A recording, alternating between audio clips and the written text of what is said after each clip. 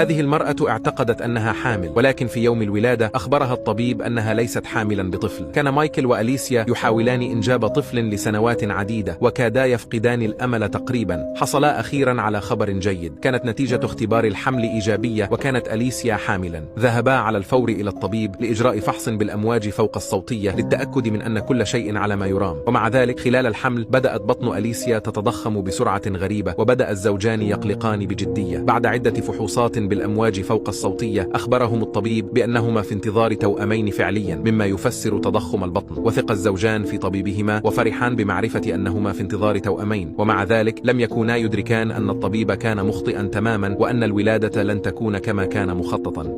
اكتشف الطبيب أنها ليست حاملا بطفل، وكان الجميع في الغرفة مندهشين ولم يصدقوا الشيء الغريب الذي خرج من بطن أليسيا.